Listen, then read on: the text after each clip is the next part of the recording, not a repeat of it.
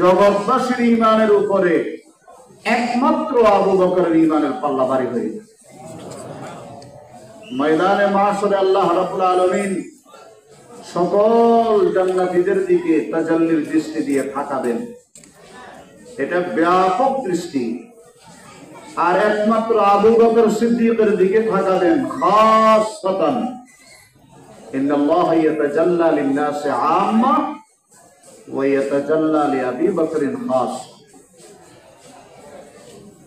নবীজির দরবারে আসছিলেন একজন ওমর রাদিয়াল্লাহু তাআলা আনহু, যিনি বলেন আমি কঠিন অন্তরের মানুষ ছিলাম। মুহাম্মদ রাসূলুল্লাহ সাল্লাল্লাহু আলাইহি ওয়াসাল্লামকে হত্যা করার জন্য তরবারি নিয়ে বের হয়ে গেছি, কিন্তু তাকে বানিয়ে দিয়েছেন ফারুক-এ আযম, যার শাসনামলে 22.5 লক্ষ, বরং তার চাইতে বেশি জমিনের উপরে 22.5 লক্ষ মাইলের উপরে ইসলামী হুকুমত প্রতিষ্ঠিত হয়েছে, যার মতের সাথে একমত হয়ে আল্লাহ রাব্বুল আলামিন 22 জায়গায় কোরআন শরীফের আয়াত নাযিল করেছেন। সুবহানাল্লাহ। মুহতারাম হাজিরিন, চৌমুহনী নোয়াখালীর মুমিন মুসলমান দিনদার ইমানদারেরা, আপনারা এই কথাগুলো বুঝবেন। আল্লাহ পাক আপনাদেরকে উত্তম সমাজ দান করেছেন। আপনারা আমাদের বড়দের নকশ কদমের উপরে এখনো চলমান, এই জন্য এই কথাগুলো বলতেছি, মনোযোগ সহকারে শুনবেন। আসছিল ওসমান, হয়ে গেলেন তিনি জিন্নুরাইন। নবীজির 2 জন মেয়েকে শাদী করেছেন, প্রথম হযরতে রুকাইয়া, দ্বিতীয়ত হযরতে উম্মে কুলসুম রাদিয়াল্লাহু আনহা। নবী আলাইহিস সালাতু ওয়াস সালাম এক সময় বসা, ফাস্তাযানা আবু বকর, আবু বকর সিদ্দিক অনুমতি চাইলেন। ফাআযিনা লাহু ওয়া হুয়া আলা তিলকাল হাল। নবীজি একটু শোয়া ছিলেন, ওই অবস্থায় ওনাকে আসার অনুমতি দিলেন। ফাস্তাযানা ওমর, এরপরে ওমরও অনুমতি চাইছে। ফাআযিনা লাহু ওয়া হুয়া আলা তিলকাল হাল, ওই অবস্থায় ওমরকে অনুমতি দিলেন প্রবেশের, ঢোকার অনুমতি। ফালাম্মা ইস্তাযানা ওসমান, যখন হযরত ওসমান আসার অনুমতি চাইলেন, জালাসা রাসূলুল্লাহ সাল্লাল্লাহু আলাইহি ওয়াসাল্লাম ওয়া সাওয়া থিয়াবাহু। নবীজি শোয়ায় রইলেন না, আল্লাহ রাসূল শোয়া থেকে সোজা হয়ে বসে গেলেন, কাপড় চোপড় সবগুলো ঠিকঠাক করে দিলেন। সুবহানাল্লাহ। 3 জন চলে যাওয়ার পরে উম্মুল মুমিনিন আয়েশা জিজ্ঞেস করেন, ইস্তাযানা আবু বকরিন ফালাম তাহতাসা ওয়ালাম তুবালি। আমার আব্বা আসলেন, আপনার অবস্থার কোনো পরিবর্তন দেখা গেল না, ওই অবস্থায় আপনি অনুমতি দিলেন। ফাস্তাযানা ওমর ফালাম তাহতাসা লাহু ওয়ালাম তুবালি। ওমর আসলেন, তার জন্য একই অবস্থা। ফালাম্মা ইস্তাযানা উসমান জালাসতা ওয়া সাওয়াইতা সিয়াবাকা। যখন ওসমান ঢুকলেন, তখন আপনি সোজা হয়ে বসে গেলেন, কাপড় চোপড় ঠিকঠাক করলেন। রহস্য কি? কথা বলেন, রহস্য কি? فقال النبي صلى الله عليه وسلم الا استحي। আমি কি ওই ওসমানকে শর্মাবো না? ওই ওসমানকে সম্মানিত করব না, যাকে দেখে আল্লাহর রহমতের ফেরেশতা পর্যন্ত লজ্জা করে? সুবহানাল্লাহ। নবীজির দরবারে আসছে আলী, হয়ে গেলেন আসাদুল্লাহিল গালিব। আসলেন হানজালা, হয়ে গেলেন গসিলুল মালায়েকা, যার জানাবতের গোসল দেওয়ার জন্য আল্লাহর রহমতের ফেরেশতা পাঠাইছে। নবীজির দরবারে আসছিল আব্দুল্লাহ ইবনে আব্বাস, হয়ে গেলেন রাইসুল মুফাসসিরিন। পৃথিবীর ইতিহাসে অত বড় মুফাসসির আর আসবে না, অতীতেও ছিল না, ভবিষ্যতেও আসবে না। আসলেন আব্দুল্লাহ ইবনে মাসউদ, হয়ে গেলেন আফকাহুস সাহাবা, সাহাবায়ে কেরামের মধ্যে সবচেয়ে বড় ফকিহ। আবু উবাইদা আসলেন, ইসলামী বিশ্বের প্রভাবশালী রাষ্ট্র সিরিয়া আল্লাহ পাক তার হাতে বিজয় দান করলেন। আরেকটু আওয়াজ দিয়ে বলেন নবীজির দরবারে আসলেন খালেদ, হয়ে গেলেন নবীর ইনকিলাবের দ্বারা সাইফুম মিন সুয়ুফিল্লাহ, যাকে আল্লাহর কুদরতি তরবারি বলা হয়, যার নেতৃত্বে ইরাক বিজয় সাধন হয়েছে। সুবহানাল্লাহ, সোনালী ইতিহাসের ঐতিহ্য ইরাক বিজয় হয়েছে। নবীজির দরবারে আসলেন সাদ বিন আবি ওয়াক্কাস, হয়ে গেলেন তিনি ফাতিহে ইরান, ইরানের বিজয় দানকারী।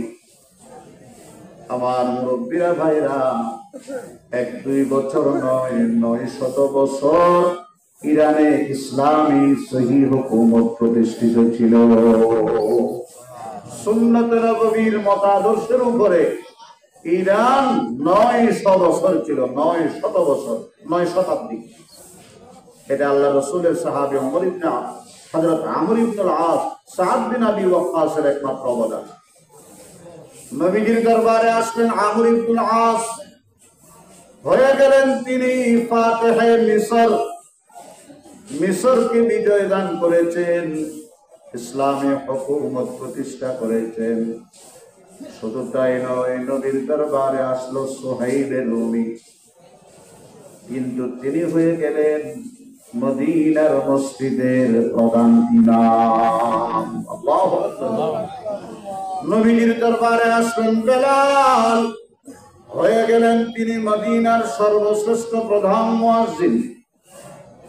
যার আযান না হলে আরশ থেকে ফেরেশতা আসতো, হুজুর আজকে মদিনার মসজিদে আযান হয় নাই? তো হইছে, বেলালের মুখে হয় নাই। তোমরা যখন তোমাদের মতাদর্শের সরকার দেশে থাকে তখন একদম চুপচাপ, আর যখন দেশের মধ্যে একটা বিপ্লব সৃষ্টি হয় তখন তোমরা দেশকে অস্থির আর অস্থিতিশীলতার দিকে নিয়ে যাওয়ার জন্য 24টা ঘন্টা ষড়যন্ত্র আর চক্রান্তে থাকো। বলেন তো, এই দেশে অমুসলিমদের গায়ে কে হাত দিছে, কে দাঙ্গা বাজাইছে, কে তাদের মেয়েদের ইজ্জতের উপর আঘাত দিছে? এটা ইসলাম আমাদেরকে শিখায় নেই।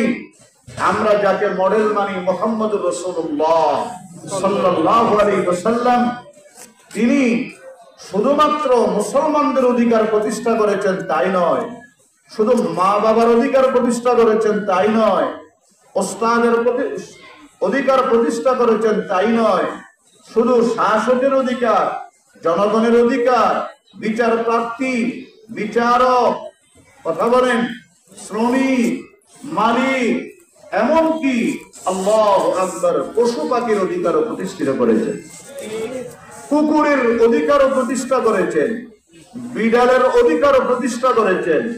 আরে শুধু তাই নয়, পিঁপড়ার অধিকারও প্রতিষ্ঠা করেছেন। আল্লাহু আকবার বলেন। আল্লাহু আকবার। মুহতারাম হাজরিন, কথাগুলো বারবার দিল দিয়ে শোনেন। আল্লাহ রাসূল বললেন, তাদেরকে ভালো জায়গায় বসার জায়গা করে দাও। হুজুর, খেজুর বাগানের ভিতরে মোটামুটি ছায়াদার জায়গা আছে, ওখানে আমরা তাদেরকে চাটা বিছাইয়া দিব। নবী বললেন, না, আরো ভালো জায়গা দেখো। এক সাহাবী বললেন, হুজুর, পাহাড়ের নিচে এখন রোদের তাপ কমে গেছে, ছায়া পড়ছে, বিশাল জায়গা আছে, খোলামেলা, ওখানে বসতে দিই। নবী বললেন, না, কোথায় বসতে দেব? ও বেলাল, এদিকে আসো। পৃথিবীর সর্বশ্রেষ্ঠ জায়গার নাম হলো আল্লাহর ঘর, মসজিদ। আমার মেহমানদেরকে মসজিদে তালা খুলে বসতে দাও। দুনিয়াবাসী জানো মুহাম্মদুর রাসূলুল্লাহর উদারতা, মুহাম্মদুর রাসূলুল্লাহর আখলাক, মুহাম্মদুর রাসূলুল্লাহর মুহাব্বত, মুহাম্মদুর রাসূলুল্লাহ সাল্লাল্লাহু আলাইহি ওয়াসাল্লামের রাহমত। সুবহানাল্লাহ, সুবহানাল্লাহ। তারা বসেছে, নবীজি তাদেরকে খেজুর, শুকনা রুটি, পানি দিয়ে ইফতার মেহমানদারির ব্যবস্থা করলেন, আপ্যায়ন করলেন। এরপরে আল্লাহ রাসূল বললেন, আপনাদের যদি কোনো কিছু জিজ্ঞেস করার প্রয়োজন থাকে আমারে করতে পারেন। তারা বলেছে, হুজুর, আমরা আপনার কেন্দ্রীয় কারাগারটা একটু দেখব। সেন্ট্রাল জেলখানাটা দেখব, আয়নাগর দেখব, টর্চার সেল দেখব, যেখানে নিয়ে মানুষকে বেদম প্রহার করেন, খুন করেন, গুম করেন, ওই জায়গাটা আমরা কি দেখতে চাই? নবীজি বলেন আমার মদিনার মধ্যে কোনো জেলখানা লাগে না। এখানে জেলখানা নেই, কারণ এখানে ক্রাইম হয় না, ক্রিমিনাল নেই, এই জন্য জেলখানাও নেই। সুবহানাল্লাহ বলেন। তারা অবাক হয়ে গেছে, পৃথিবীতে এমন একটি ইসলামী স্টেট কায়েম করলেন যেখানে কোনো অপরাধ নেই, অপরাধী নেই, অপরাধ দমনের জন্য আল্লাহু আকবার কোনো ক্রাইম জোন নেই, অতএব এখানে জেলখানাও নেই। আল্লাহু আকবার বলেন। এগুলা কি বাস্তব না অবাস্তব? বাস্তব। মুহতারাম হাজিরিনের পরে আল্লাহর নবী বললেন তোমরা আমার কাছে আরো কিছু প্রশ্ন করো। তারা বলে হুজুর আসার সময় গাদা গাদা প্রশ্ন নিয়ে আসছিলাম, গাঁটিয়ে গাঁটিয়ে প্রশ্ন নিয়ে আসছিলাম, কিন্তু আপনার আখলাক, চরিত্র, আদর্শ, আপনার আতিথেয়তায় আমরা এমন মুগ্ধ হয়েছি, যা মনে করে আইছি সব ভুলে গেছি। গরজ দুনিয়া কি চারো সম আনিরা হি আনিরা থা, निशाने नूरे कुमता और जुल्मत का बसीरा था। हकीकत की खबर देने बशीर आया, नज़ीर आया, शहंशाही ने जिसके कदम चूमे वो फकीर आया। मुबारक हो ज़माने को के खत्मुल मुरसली आया, सहाबे रहमे बनकर रहमतल लिल आलमीन आया। अल्लाहु अकबर, अल्लाहु अकबर। নবীজি বলেন তারপরও করো। তো হুজুর এই যে চাঁদের গায়ে একটা দাগ দেখা যায়, এটা কি দাগ বলতে পারবেন? চাঁদের গায়ে একটা দাগ আছে না? আমাদের দেশে এখানে কি বলে জানি না, অনেকে বলে যে ওখানে একটা বুড়ি বসে আছে, অনেকে বলে যে ওখানে একটা বিরাট বট গাছ আছে। আল্লাহ রাসূল নাকি বললেন وجعلنا الليل والنهار آيتين فمحونا آية الليل وجعلنا آية النهار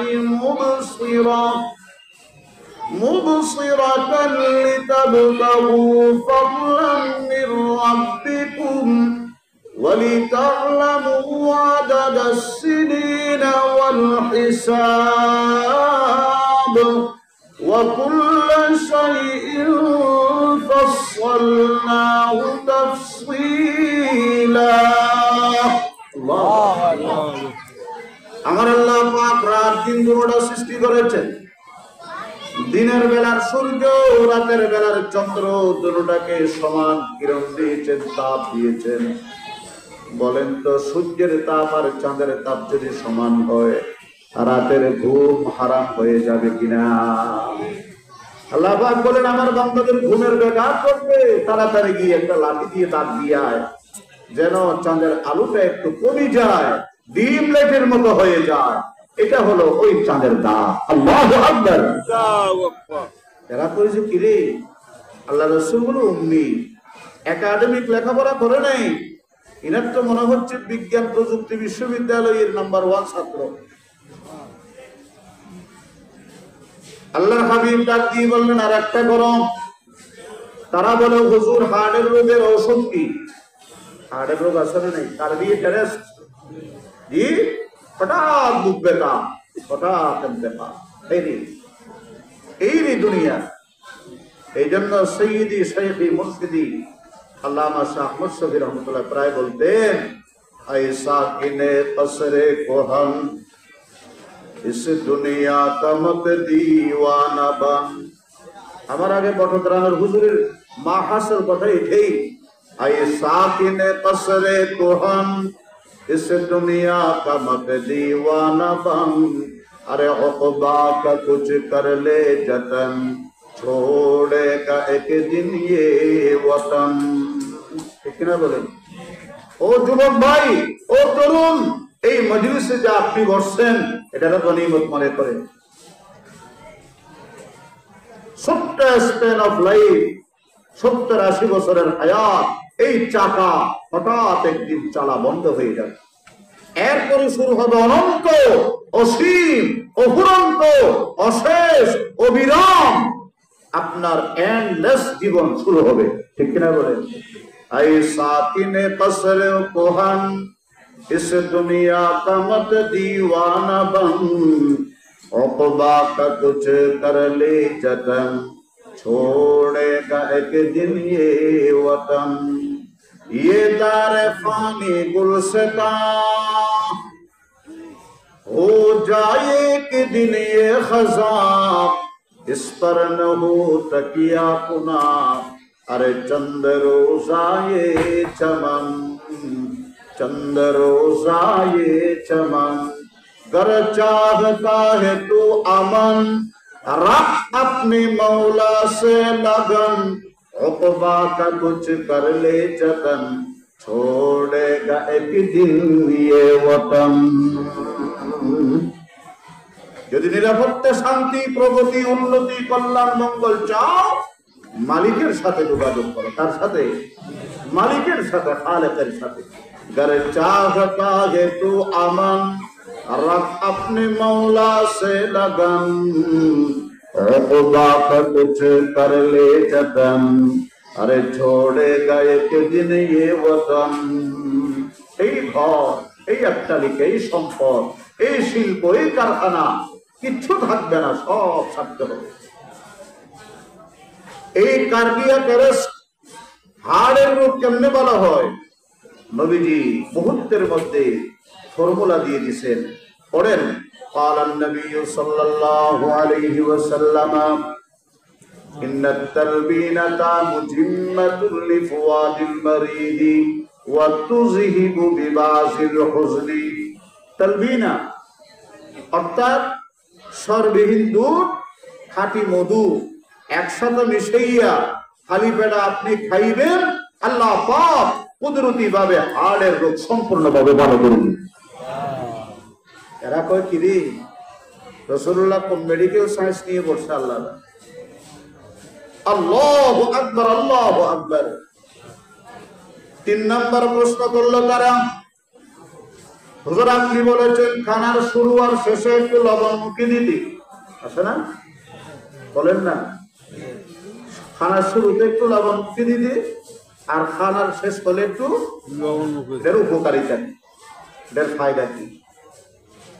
নবীজি উত্তর দিলেন, قال النبي صلى الله عليه وسلم لعلي يا علي افتتح طعامك بالملح واختم طعامك بالملح فإن الملح شفاء ل70 داء।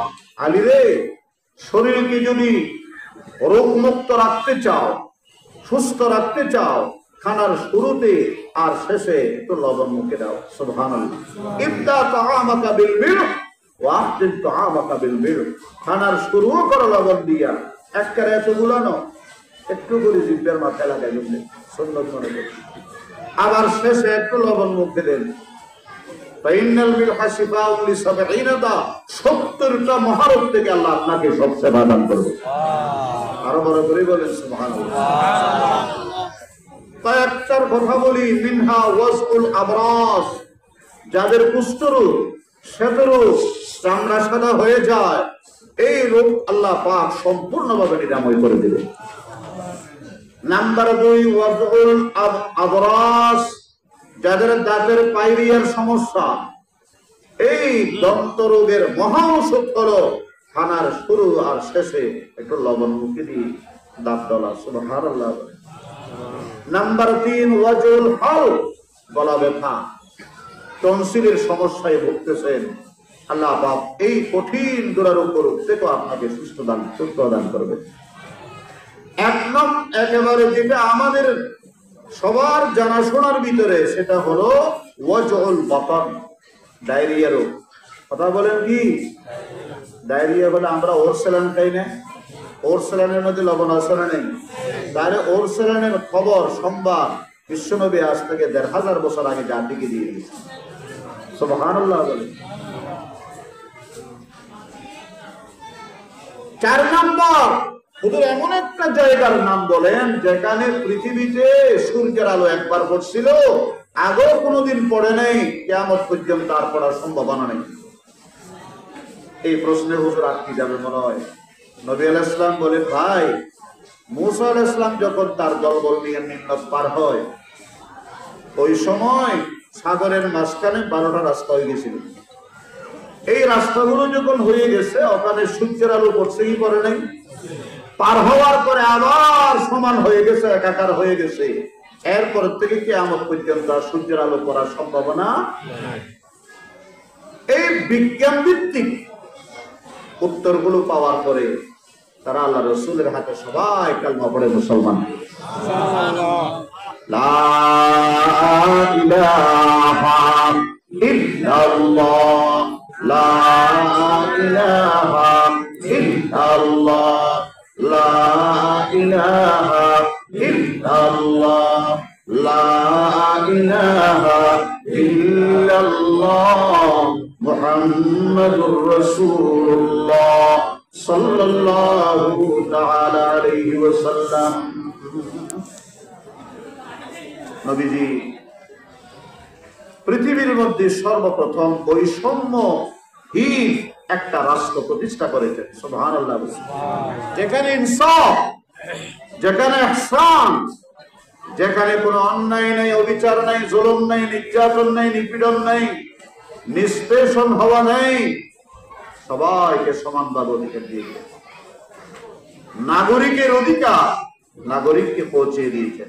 ব্যক্তি স্বাধীনতা, লেখার স্বাধীনতা, বাক স্বাধীনতা, নাগরিক অধিকার প্রতিষ্ঠিত করেছেন মুহাম্মদুর রাসূলুল্লাহ সাল্লাল্লাহু আলাইহি ওয়াসাল্লাম। আল্লাহ পাক রব্বুল আলামিন বলেন, ওয়া আকসিতু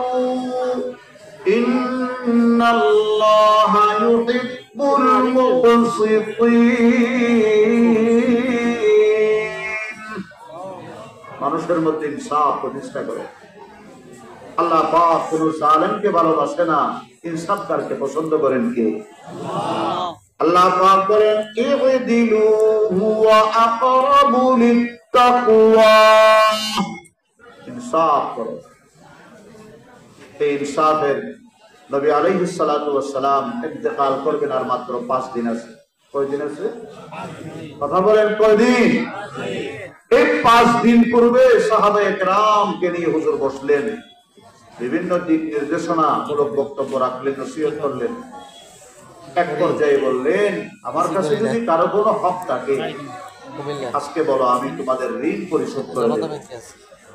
আমি কারো ঋণ নিয়ে আল্লাহর দরবারে যেতে চাই না। আমার কোন কার্যকলাপ, আমার কোন বাক্য, আমার কোন আচার আচরণের দ্বারা যদি তোমরা কষ্ট পেয়ে থাকো, দুনিয়াতে তার প্রতিশোধ নিয়ে নাও।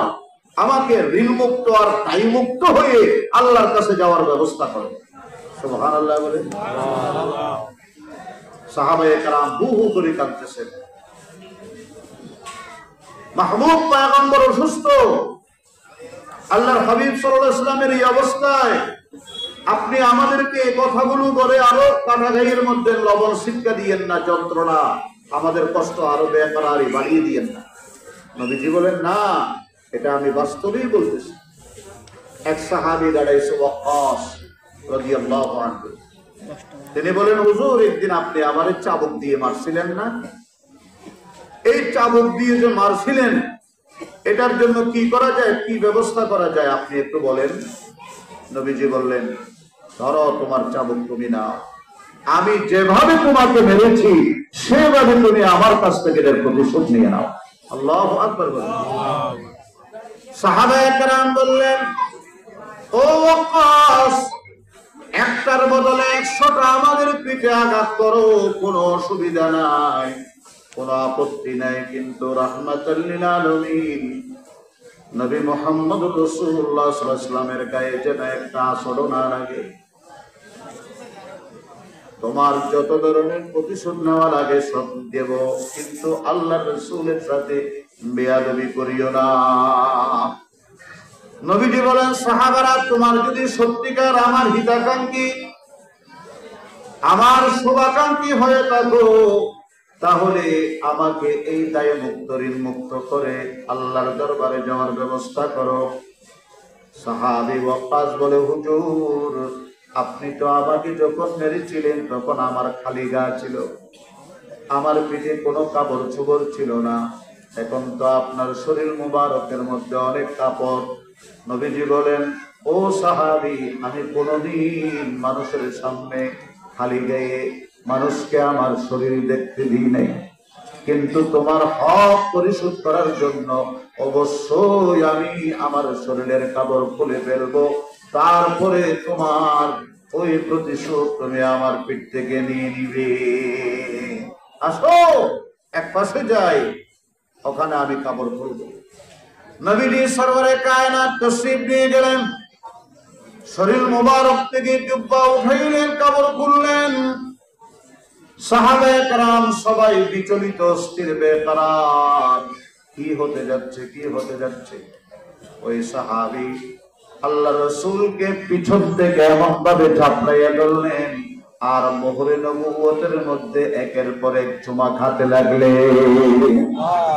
ইয়া রাসূলুল্লাহ, ইয়া হাবিবাল্লাহ, হুজুর, এই ছলনা, এই কলা কৌশল, এই বুদ্ধি এই জন্য করেছি রাহমাতাল লিল আলামিনের শরীর মোবারকের সাথে যেন আমার শরীরটা লাগতে পারে এবং নবীজির মাহরে নবুয়তকে যেন আমি একটু চুম্বন করতে পারি। হুজুর, বেয়াদবি মাফ করবেন, আমি কোনো প্রতিশোধ নেওয়ার জন্য করি নাই, শুধু এটার জন্যই কিন্তু এই কলা কৌশল করেছি। আল্লাহ রাসূল ডাক দিয়ে বলেন, যাও, তোমার জীবনের আশাও পূরণ হয়েছে, আল্লাহ তোমার উপর দোজখের আগুনও হারাম করে দিয়েছে। ইনসাফ প্রতিষ্ঠা করে। মুহতারাম হাজিরিন, নবী আলাইহিস সালাতু ওয়াস সালাম ডাক দিয়ে বলেন, মান কাতালা মুআহিদা লাম ইয়ারিহ রাইহাতাল জান্নাহ ওয়া ইন্না রিহাহা লা তুজাদু মিন মাসিরাতি 40 আমা।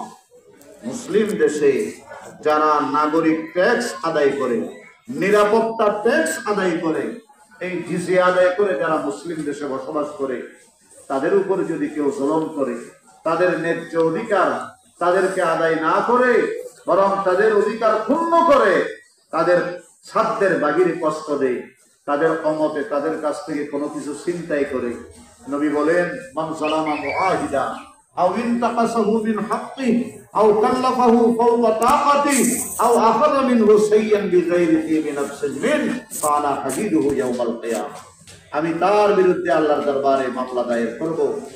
মান আযানি মান আযা জিম্মিয়ান ফাকাদ আযানি ওয়া মান আযানি ফাকাদ আযাল্লাহ। আজকের সংখ্যালঘুরা কি বলতে চায়?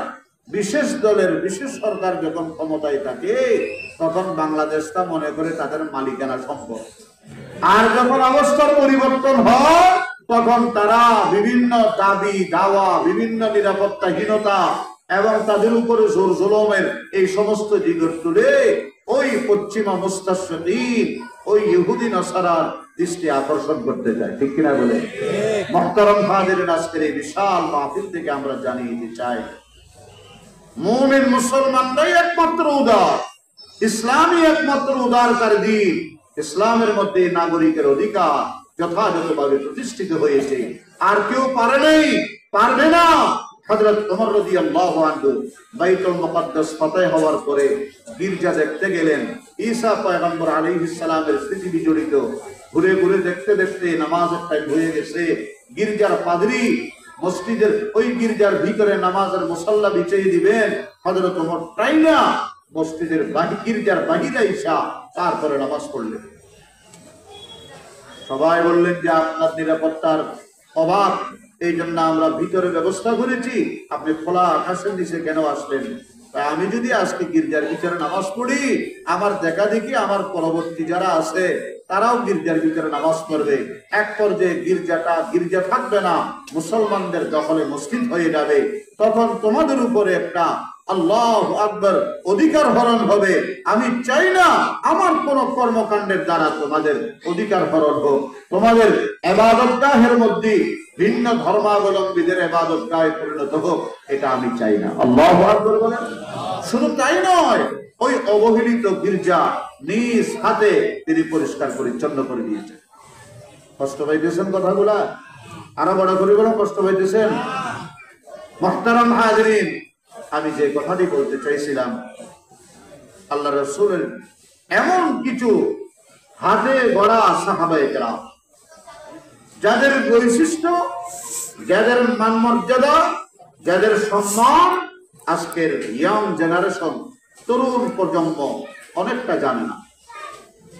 ফেসবুক চালাইতে জানে, ইন্টারনেট জানে, অনলাইন জানে, ইনস্টাগ্রাম, হোয়াটসঅ্যাপ, ইমো সব ফটো, কিন্তু বিকেলের নামাজে দোয়া করতে জানে না। কথা বলেন? রাসূলের সাহাবী কারে বলে জানে না। এই জন্য সাহাবায়ে কেরামের মান মর্যাদা না জানার কারণে আজকে সাহাবায়ে কেরামের সম্পর্কে বিভিন্ন সমালোচনা হয়, বক্তৃতায়, লিখনীতে, এগুলো তাদের কলিজায় আঘাত দেয় না। আল্লাহ পাক বলেন, মুহাম্মাদুর রাসূলুল্লাহ ওয়াল্লাযীনা মা'হু আশিদ্দাউ আলাল কুফফার রুহামাউ বাইনাহুম। মুহাম্মাদুর রাসূলুল্লাহ, সবাই বলেন সাল্লাল্লাহু আলাইহি ওয়াসাল্লাম। তার সাহাবায়ে কেরামের বৈশিষ্ট্য হলো তারা কাফের ও মুশরিক ও মুসলিমদের ব্যাপারে দ্বীনি লাইনে অটুট, অবিচল এবং আপোষহীন। আল্লাহু আকবার। আর তারা আপোষের মধ্যে রহমাও বাইনাহুম। মুহতারাম হাজিরিন, আমি যে কথাটি বলতে চাই, সরওয়ারে কায়নাত সাল্লাল্লাহু আলাইহি ওয়াসাল্লাম এমন একটি ইসলামী রাষ্ট্র প্রতিষ্ঠা করলেন যাদের হাতে স্বর্ণ চাঁদের দৌলত ছিল না, কিন্তু ঈমানের দৌলত ছিল। তাদের হাতে গোলা বারুদ ছিল না, তাদের হাতে রাইফেল বন্দুক ছিল না, তাদের অত ক্লাসিনকোভ AK-47 ছিল না, তাদের হাইড্রোজেন নাইট্রোজেন বোমা ছিল না, অ্যাটমিক পাওয়ার পারমাণবিক ক্ষেপণাস্ত্র ছিল না, কিন্তু তাদের ভিতরে ইয়াকিনের দৌলত, ইত্তেহাদ ও ইত্তেফাকের দৌলত, রহমত আর মুহাব্বতের দৌলত ছিল।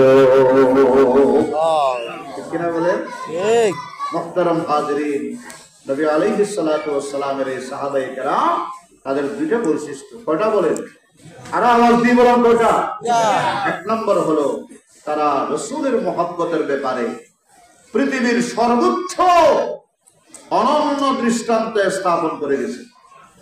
দুই নম্বর, তাদের আরেকটা আল্লাহু আকবার বৈশিষ্ট্য হচ্ছে, মানুষ সবাই যখন ঘুমিয়ে থাকে, তারা নিশিরাতে উঠে আল্লাহর দরবারে চোখের পানি ফেলে তাহাজ্জুদের মুসাল্লা বিছাইয়া 2, 4, 6, 8, 10, 12 রাকাত নামাজ পড়ে। কানু কলিলাম মিনাল লাইলি মা ইয়াহজাউন ওয়া বিল আসহারি হুম ইস্তাগফিরুন। সুবহানাল্লাহ বলে। সুবহানাল্লাহ। সবাই যখন ঘুমায় থাকে তখন তারা উঠে কি করে? নামাজ আদায় করে। আল্লাহ রাব্বুল আলামিন নবীজির সাহাবায়ে কেরামের বৈশিষ্ট্য বর্ণনা করেছেন। আমার সাহাবীদের মধ্যে একটা গুণ হলো তারা নবীর ভালোবাসায়, নবীর মুহাব্বতের সর্বোচ্চ নজরানা পেশ করেছেন। এই জন্য হযরতে আলীর কাছে জিজ্ঞেস করা হলো, কাইফা কানা হুব্বুকুম লিরাসূলিল্লাহি সাল্লাল্লাহু আলাইহি ওয়াসাল্লাম? ফাকালা আলীয়ুন কুন্না আসাদ্দান নাসি হুব্বান লিরাসূলিল্লাহি সাল্লাল্লাহু আলাইহি ওয়াসাল্লাম মিন আনফুসিনা ওয়া আমওয়ালিনা ওয়া আবাইনা ওয়া উম্মাহাতিনা। ও আলী, নবীজির ভালোবাসার একটা দৃষ্টান্ত পেশ করো। হযরতে আলী বলেন, আমরা নবীজিকে এত বেশি ভালোবাসতাম, আমাদের মুহাব্বতটা মুহাব্বতের পর্যায়ে ছিল না, আমরা আমাদের জীবনের চাইতে বেশি মহব্বত করতাম বিশ্বনবীকে, সুবহানাল্লাহ।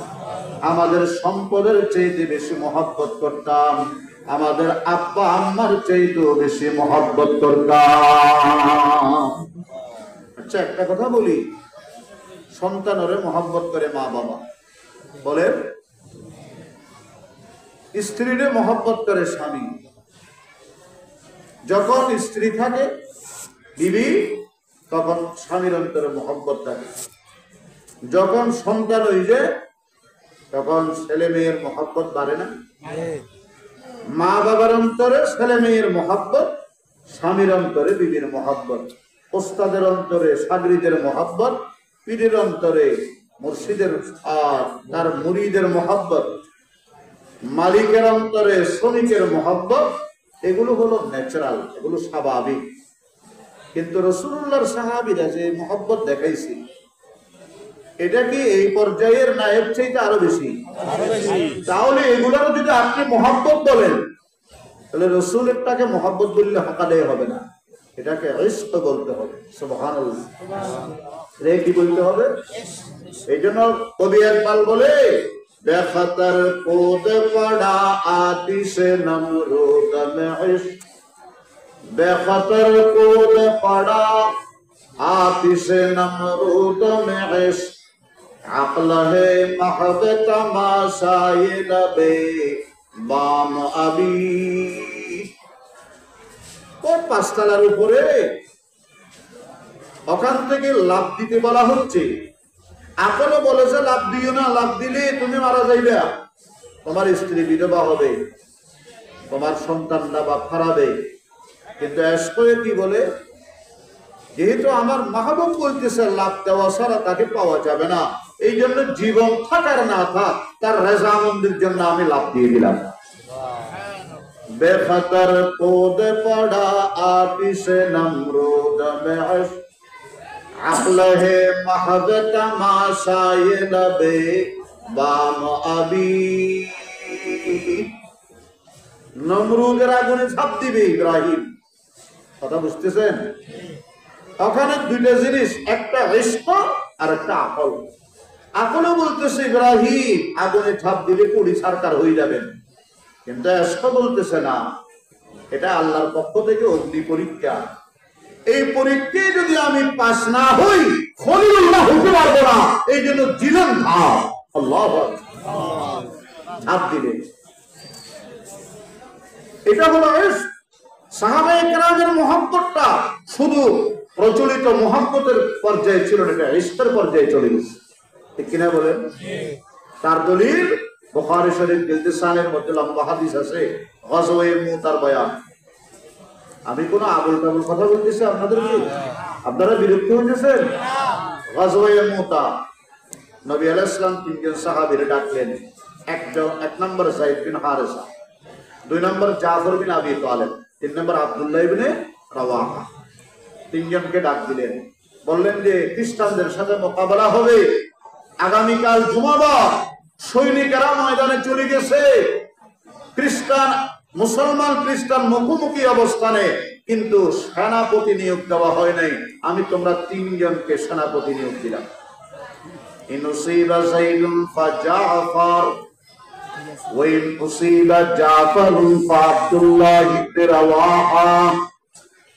যদি যায়েদ বিন হারেসা প্রথম সেনাপতি, তিনি যদি শাহাদাত বরণ করেন, তাহলে জাফর বিন আবি তালেব হবেন মুসলিম বিশ্বের দ্বিতীয় সেনাপ্রধান মুতার যুদ্ধে। যদি তিনিও শহীদ হয়ে যায়, তাহলে তৃতীয় পর্যায়ে আব্দুল্লাহ ইবনে রাওয়াহা। আর যদি তিনিও শাহাদাত বরণ করেন, চতুর্থ পর্যায়ে সাহাবায়ে কেরাম, সৈনিকেরা তৎক্ষণাৎ বসে একজনকে সেনাপতি নিয়োগ দেবেন।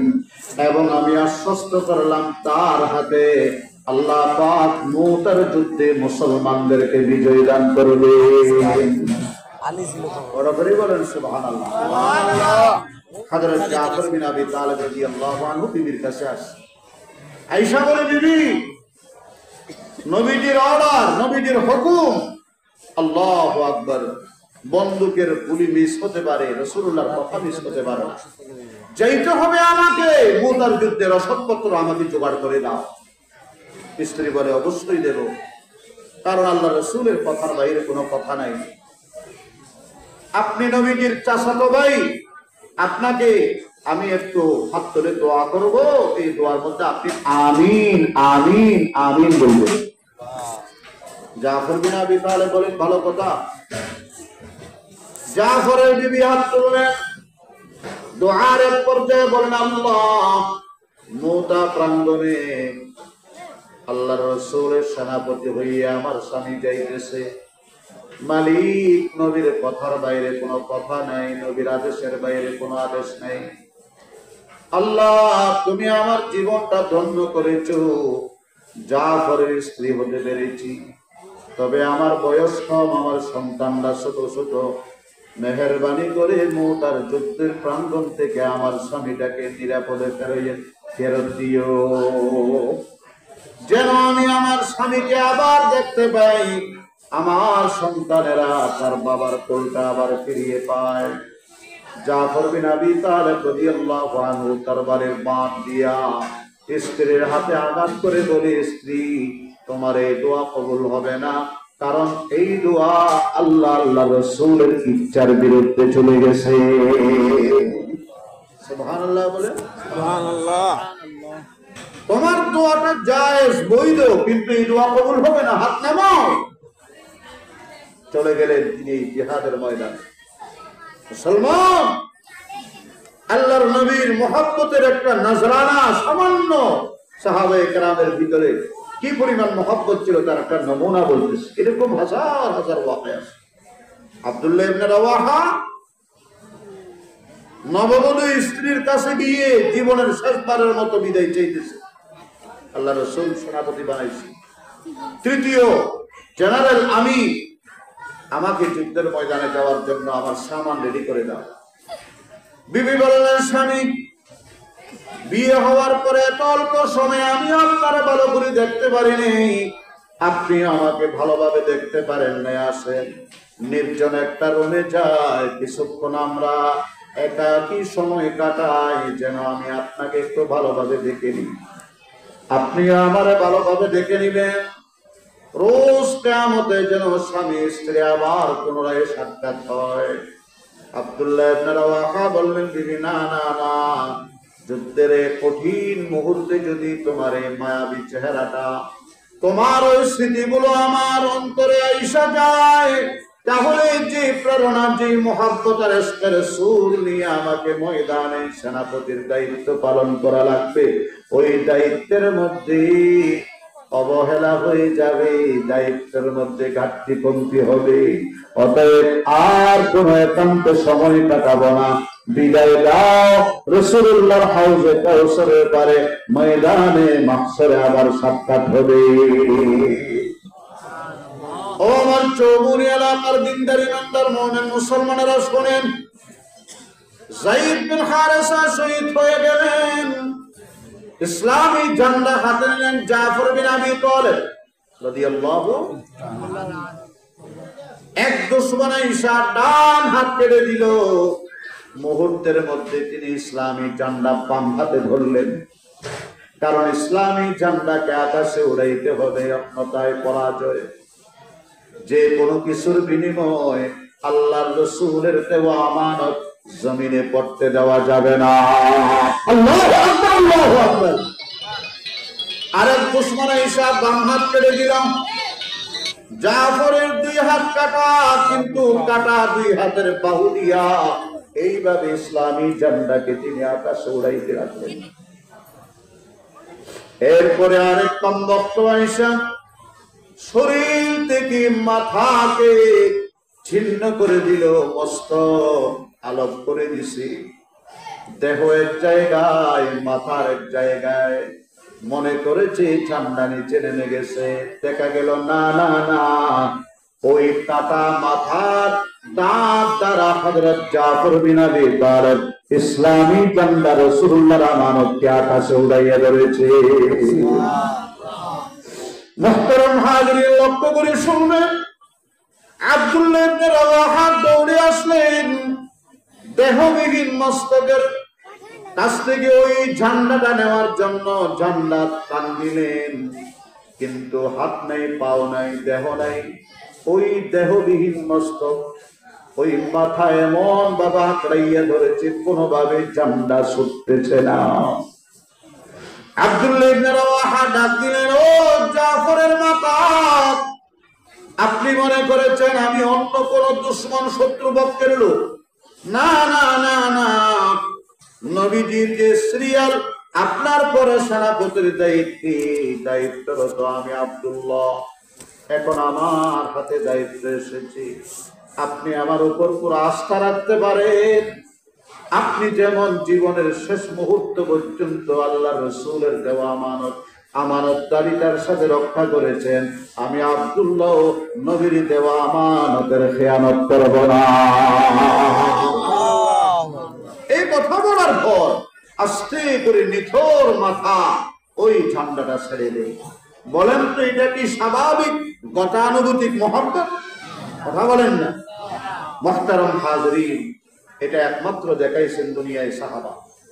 বলেন কারা দেখাইছে? সাহাবাই। নাম্বার 2, তারা নিশরাতে সারাদিন তারা নবীজির সাথে দাওয়াতি সফরে, তাবলীগে দ্বীন, ইশাআতে দ্বীনের কার্যক্রমে নিয়োজিত।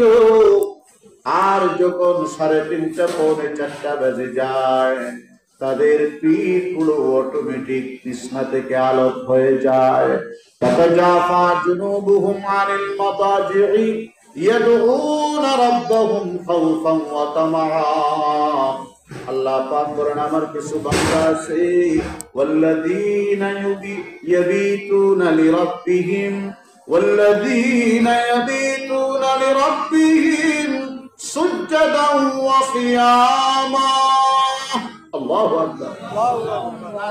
ও ভাই, আমরাও তো রাত কাটাই, তবে গুনার মধ্যে রাত কাটাই, নাফরমানির মধ্যে রাত কাটাই। আল্লাহ পাক বিশ্বনবীকে বলেন, ইয়া আইয়ুহাল মুজাম্মিল। নবীজির অনেকগুলো গুণবাচক নাম, তার মধ্যে এক নাম হলো মুজাম্মিল। নবীর আরেক নাম মুদ্দাসসির, আরেক নাম ইয়াসিন, আরেক নাম তাহা, আরেক নাম মুহাম্মদ, আরেক নাম আহমদ, আরেক নাম মাহি, আরেকটা নাম হাসির, আরেকটা নাম আকিব, আরেকটা নাম খাতাম, আর আরেক নাম আছে শাহিদা, মুবাশশিরা, নাযীরা, দাঈয়ান ইলাল্লাহ, সিরাজান মুনীরা। আল্লাহু আকবার। আরো আছে না নাই? লাকাদ জাআকুম রাসূলুম মিন আনফুসিকুম আজিজুন আলাইহি মা আনিতুম হারিসুন আলাইকুম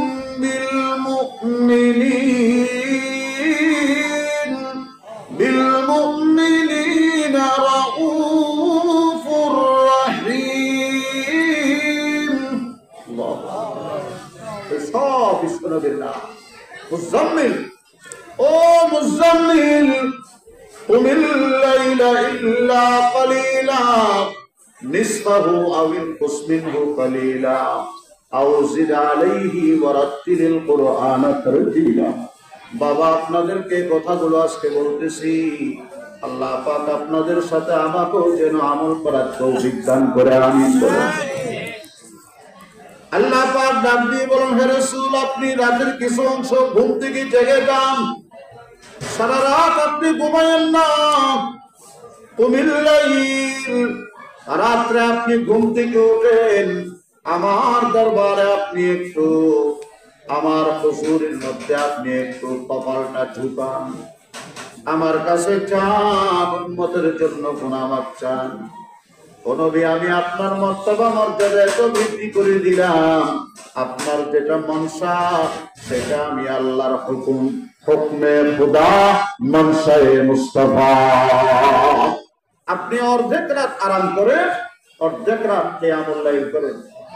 নিসফাহু, অর্ধেক রাত আরাম করেন, বলেন, আর অর্ধেক রাত রাতে উঠে তাহাজ্জুদের নামাজ পড়েন, জিকির আজকার করেন, তাসবিহ তাহলিল করেন। আও ইনকুস মিনহু কালিলা, যদি মন চায় অর্ধেক রাতের চাইতে বেশি আপনি আরাম করেন, অর্ধেক রাতের চাইতে কম আপনি তাহাজ্জুদে সময় কাটান, তাও ঠিক আছে। আর যদি মনে চায় আউসিদা আলাই, একটু বাড়াইতে মনে চাইলেও পারবেন, অসুবিধা নাই। আমার মুরব্বীরা বলেন কোরআন শরীফের মধ্যে এরকম আর কোন হুকুম আছে নাকি? আর কোন হুকুম আছে? বাড়ান, কমান, অর্ধেক করেন, এর কম করেন, আছে নাকি? একমাত্র তাহাজ্জুদের ব্যাপারে আল্লাহ পাক বলেন, ও আমার প্রিয় রাসূল, আপনি সারা রাত ধরে তাহাজ্জুদ পড়েন, হাত্তা তাওয়াররামাত কাদামা। বুখারী শরীফ কিতাবুত তাফসীর, নবীজির দুই পা মুবারক ফুলে যায়।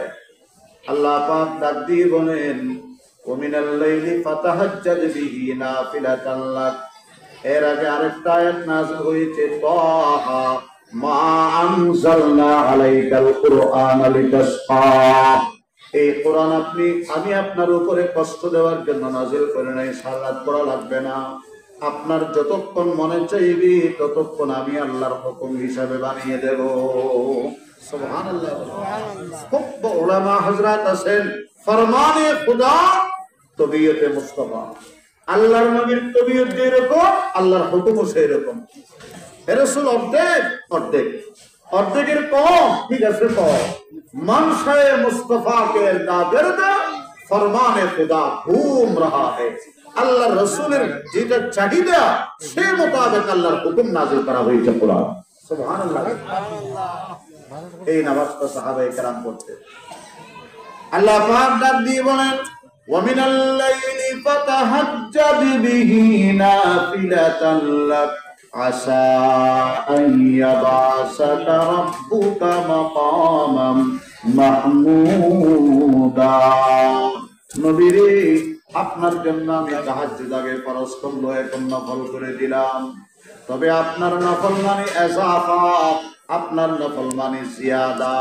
আপনার উম্মতের তো গুনাহ আছে, গুনাহগুলো মাফ করানোর দরকার আছে, তাদের কাফারা গুনাহ দরকার আছে, তাকাররুব ইলাল্লাহ আল্লাহর নৈকট্যের দরকার আছে, তাদের রূহানিয়তের দরকার আছে। আপনার তো এগুলা কিছুর দরকার নাই।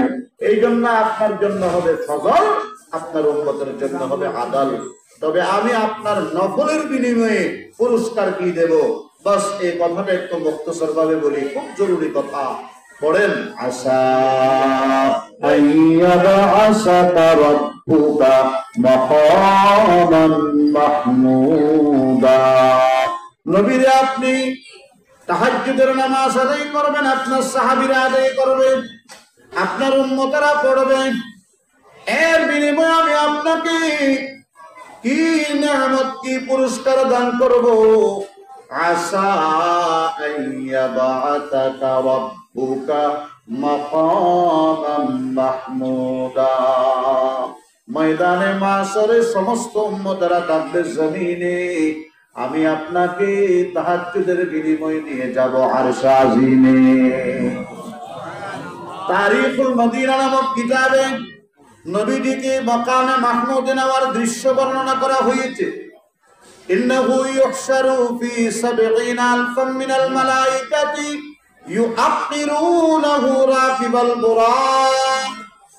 নবীজি বলেন, ময়দানে মাশরে সকল নবীর উম্মতেরা থাকবে জমিনে, তবে নবীরা থাকবে স্বর্ণ আর চাঁদের মিম্বরে, আল্লাহর কাঠি ওলিরা থাকবে মনে মুক্তার পিলার উপরে, বাকি উম্মত থাকবে জমিনে। জমিন তামা তামা হয়ে যাবে, 12 সূর্যের তাপ মাথার উপর, আধা হাত উপরে সূর্য টকবক টকবক করে নাকের মুখ দিয়া টান দিয়া বাতার ফেনের মতো, ফেনার মতো, মাড়ের মতো টক টক করে ওই মগজগুলো ঝরতে থাকবে। ইয়া নফসি ইয়া নফসির হালত। ওই সময় বিশ্ব নবীকে আল্লাহ পাক রব্বুল আলামিন ৭০,০০০ ফেরেশতার বহর নিয়া আরশ আজিমের দিকে রওনা করবে।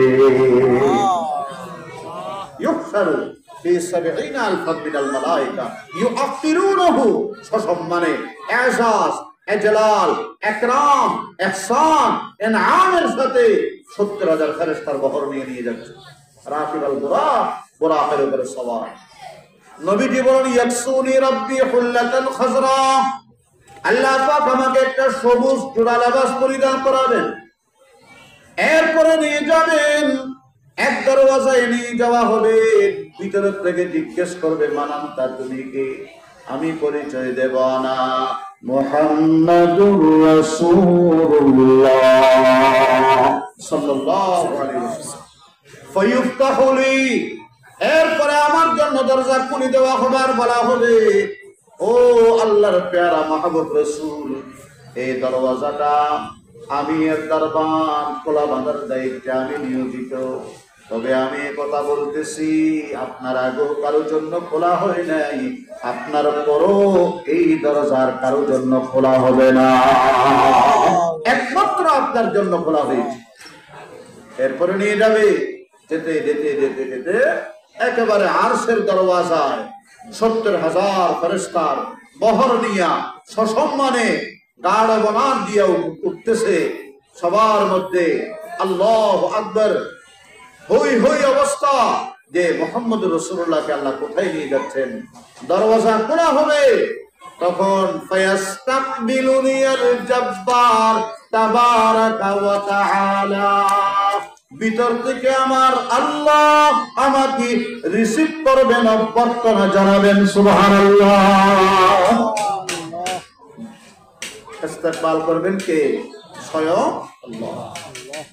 আল্লাহ পাক ইয়াকুমু আলা ইয়ামিনিল আরশ, আল্লাহ রাসূল আরশ আজিমের ডান পাশে দাঁড়িয়ে থাকবেন। আল্লাহ পাক বলবেন, ইয়া হাবিবি ইজলিস আলাই, এই বৈঠকের মধ্যে আপনি বসেন, এটা আপনার জন্য তাহাজ্জুদের বিনিময় আমি নির্ধারণ করে রেখেছি। সুবহানাল্লাহ। আল্লাহ বলেন, ওয়ালাকিন লা আজলিসু আলাইহি, আমি বসবো না।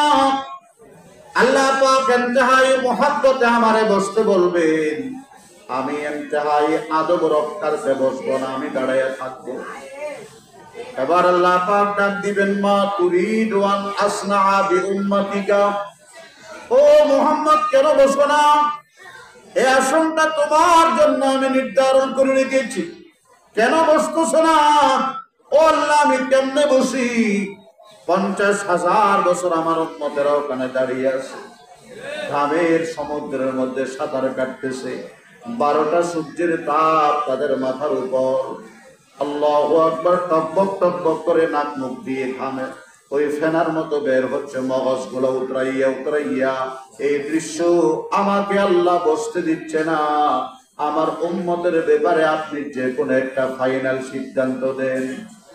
মা তুরিদু আন আসনা বি উম্মতিক, ও মুহাম্মদ বলো তোমার উম্মতের ব্যাপারে আমি কি করব? তুমি বলো, তুমি যা বলবা তা করব। ইন্না সানুরজিকা ফি উম্মতিকা ওয়ালা নাসুকা, আজকে আমি এই জায়গায় তোমার উম্মতের ব্যাপারে তোমাকে রাজি আর খুশি করে দেব, তোমাকে পরেশান করব না। যা বলবেন তাই করব। বলেন কি করব? ফাকুলু ইয়া রাব্বি আজ্জিল হিসাবাহুম, আল্লাহ আমার উম্মতের হিসাবটা তাড়াতাড়ি করেন। বলেন কি করেন? ফায়ুদা ফায়ুহাসাবুন, উম্মতে মুহাম্মাদিয়াকে ডাকা হবে, হিসাব নেওয়া হবে। মনে রাখবেন চৌমুহনীর মুমিন মুসলমানেরা, আল্লাহর কাছ থেকে নাজাত পাওয়ার কানুন হবে দুইটা। বড় করে বলেন, কানুন কয়টা? একটার নাম কানুনে রহমত, আর একটার নাম কানুনে শাফাত। আল্লাহর রহমত দিয়ে জান্নাতে ঢুকবে, নবীজির সুপারিশ দিয়ে জান্নাতে ঢুকবে, এই ছাড়া আর কোনো কানুন নেই। ফামিনহুম মান ইয়াদখুলুল জান্নাতা বিরাহমাতিহি ওয়া মিনহুম মান ইয়াদখুলুল জান্নাতা বিশাফাতিহি। একদল আল্লাহর রহমতে জান্নাতে প্রবেশ করবে, আর একদল নবীজির সুপারিশের মাধ্যমে জান্নাতে প্রবেশ করবে। ফায়ুকাবিল জাত সিকাকান বিরিজালি قد أمر بهم إلى النار, আল্লাহর নবীর হাতে আল্লাহ পাক একটা বড় লিস্টি দিবেন, যে লিস্টির মধ্যে এমন কিছু মানুষ আমরা থাকবো যাদের ব্যাপারে পূর্বে জাহান্নামের ফয়সালা হয়ে গেছে। এরপর নবীজি তাদের ব্যাপারে সুপারিশ শুরু করবেন। সুপারিশ করতে করতে করতে মনে রাখবেন মুমিন মুসলমানেরা 70,000 উম্মতকে আল্লাহ পাক যারা হিসাব জান্নাত দিবেন। কারা কারা? যারা আল্লাহ নবীর সুন্নাত অনুযায়ী জীবন কাটাইছে, নবীর সুন্নাত তরিকা দাড়ি, সুন্নতি পাগড়ি, সুন্নতি লেবাস, সুন্নতি মিসওয়াক, মসজিদে ঢোকার সুন্নাত, বের হওয়ার সুন্নাত, ঘরে ঢোকার সুন্নাত, সুবহানাল্লাহ বলবেন, ব্যবসায়িক সুন্নাত, চাকরি জীবনের সুন্নাত, সব সুন্নাত গুলোকে বুকে ধারণ করে আমল করেছে। ওই রকম 70,000কে আল্লাহ পাক বলবেন তাদেরকে তুমি জান্নাতে প্রবেশ করাও মাল্লা হিসাব আলাইহি, হিসাব ছাড়া। নবীজি বলবেন আল্লাহ এই 70,000 দিক হবে কি? আমার কোটি কোটি উম্মত। আল্লাহ পাক বলবেন যাও 70,000-এর মধ্যে প্রত্যেক এক একজনের বিনিময় আরো 70,000 করে জান্নাতের ফয়সালা দিবেন। নবীজি এরপরও খুশি হবেন না। এরপর আল্লাহ পাক বলবেন রাসূল আপনি বলেন কি চান? তো আমি আমার উম্মতের ব্যাপারে আপনার কাছে সুপারিশ করি। ঈদান লিমান কানা ফি কলবি মিসকালু হাববাতিন মিন খারদালিন মিন ঈমান। আমার কিছু উম্মত এমন আছে যাদের অন্তরের মধ্যে ঈমানের পাওয়ার একদম কম, সরিষার দানা পরিমাণ ঈমান আছে। এদের ব্যাপারে আল্লাহ আমি সুপারিশ করতেছি, এরা জাহান্নামে যাবে, এটা আমি মেনে নিতে পারি না। আল্লাহ পাক বলবেন যাও আখরিজি ওয়া আদখিলি মান কানা ফি কলবিহি মিসকালু হাববাতিন মিন খারদালিন মিন ঈমান। হে রাসূল আজকে আমি আপনাকে অথরিটি দিলাম, আপনাকে আমি সুপ্রিম পাওয়ার দিলাম। আপনার যে উম্মতের অন্তরে সরিষার দানা পরিমাণ ঈমান থাকবে, আপনি নিজেই তাদেরকে জাহান্নাম থেকে বের করে জান্নাতে প্রবেশ করাইয়া দেন। আদখিল, আপনি প্রবেশ করাবেন। তার মানে তাদের আমল তাদেরকে জাহান্নামে নিয়ে গিয়েছিল, আপনার সুপারিশের মাধ্যমে আমার দেওয়া ক্ষমতা বলে আপনি তাদেরকে জান্নাতে ঢোকান। এরপর আল্লাহ পাক ডাক দিবেন হাল রাজিতা ইয়া রাসূল আপনি রাজি হইছেননি? নবীজি বলবেন ওয়াল্লাহ লা আরদা ওয়া ওয়াহিদুম মিন উম্মতি ফিন্নার। আল্লাহর কসম করে বলি যতক্ষণ পর্যন্ত আমার একজন উম্মত জাহান্নামে থাকবে আমি রাজি হব না। ও আল্লাহ আপনি বলেছেন ওয়ালা সাউফা ইউতিকা রাব্বুকা ফাতারদা। নবীরা আমি আপনাকে দিতেই থাকবো, দিতে দিতেই আপনাকে রাজি করে ছাড়বো। আমি তো এখন রাজি হই নাই, কারণ আমার এমন উম্মত আছে যাদের অন্তরে সরিষার দানার চাইতে আরো কম ঈমান আছে। তাদের কি হবে? আল্লাহু আকবার। এবার নবীজি ডাক দিয়ে বলবেন ঈদাল্লি, আল্লাহ আমাকে সুপারিশের অনুমতি দেন। মান কানা ফি কলবিহি আদনা আদনা আদনা মিসকালু হাববাতিন মিন খারদালিন মিন ঈমান। যাদের অন্তরে সরিষার দানার চাইতে আরো কম আরো কম আরো কম ঈমান আছে, এদের ব্যাপারে আল্লাহ আপনি একটু অনুমতি দেন। আল্লাহ পাক বলবেন যাও তাদের ব্যাপারে সুপারিশের অনুমতি দিলাম, তাদেরকে আপনি সুপারিশ করে জান্নাতে ঢুকান। না, এরপরে আবার নবীজি বলবেন ইদাল্লি ফি মান ক্বালা লা ইলাহা ইল্লাল্লাহ। আল্লাহু আকবার।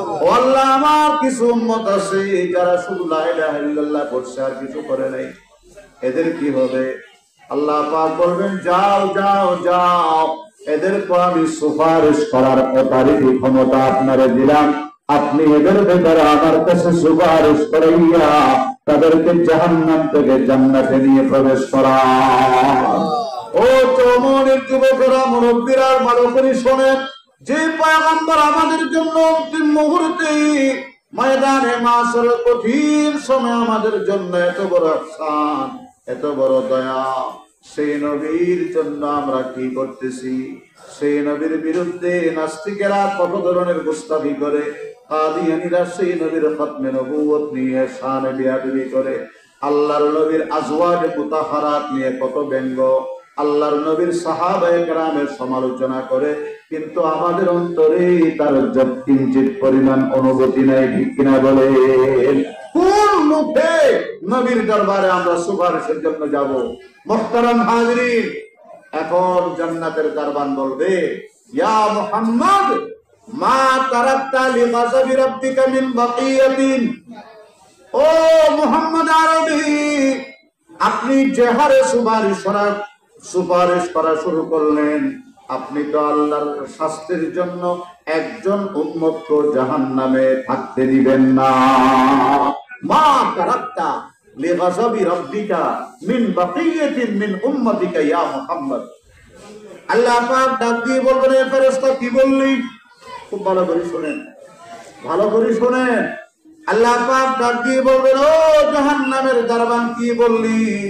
আমি কি আমার সাজা দেখব না আমার মাহবুব পয়গম্বরের রেজা দেখব? সুবহানাল্লাহ। আমার শাস্তির জন্য আপনার কোন উম্মত বাকি থাক না থাক তাতে আসে যায় না। হে নবী বলেন, আপনি রাজি হয়েছেন কিনা? আপনি রাজি হলে আমার শাস্তির জন্য একজন না থাকলো কোনো সুবিধা নেই, আমি আমার সাজা দেখব না, আমার মাহবুব নবীর রেজামন্দি দেখব।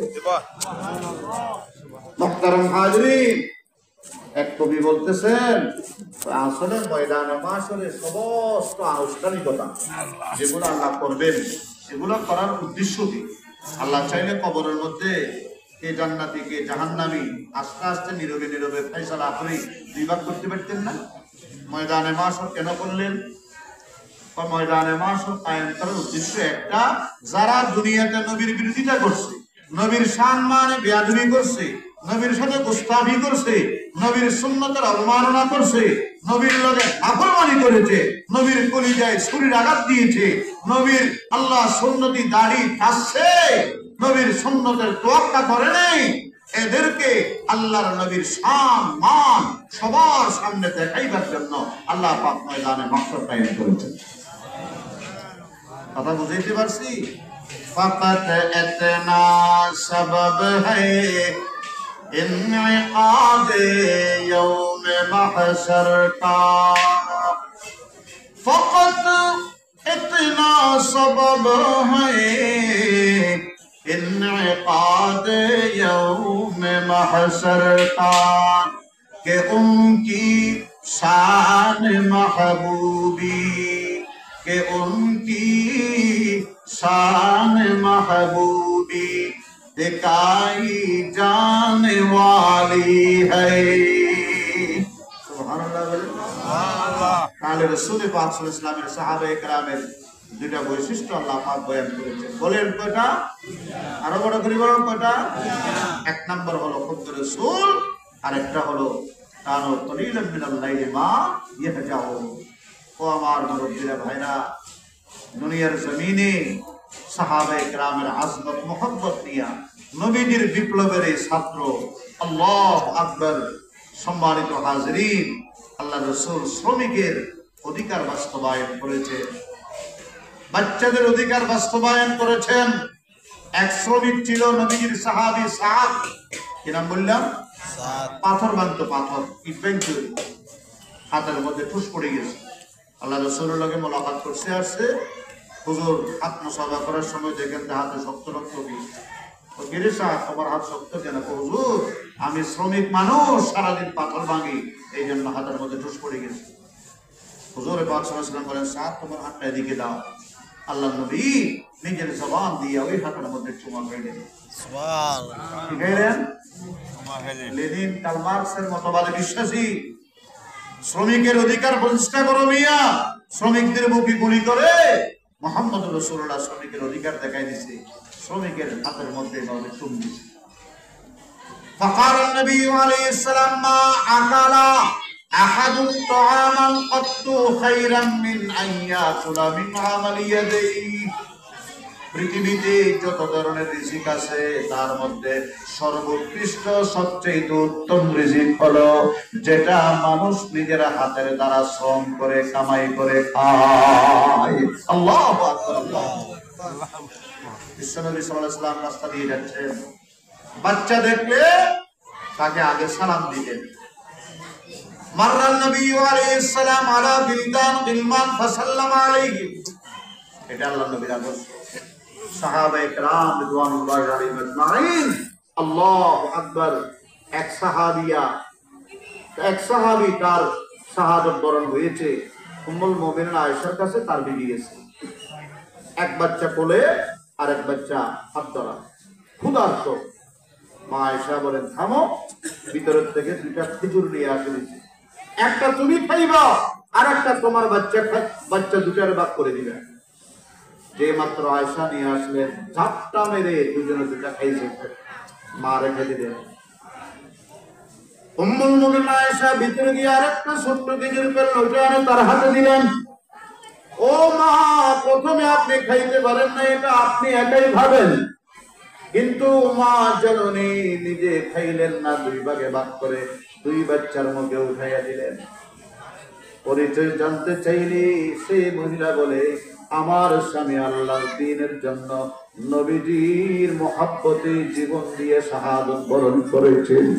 আমি শহীদের স্ত্রী, এই দুই সন্তান শহীদের ইয়তীম সন্তান, আমাদের ঘরে খাবার নাই, ক্ষুধার্ত জ্বালা সহ্য করতে না পারে আপনার কাছে ছুটে এসেছি। আল্লাহর রাসূল যখন ঘরে আসলেন, উম্মুল মুমিনিন পুরা ঘটনা বলে দিলেন।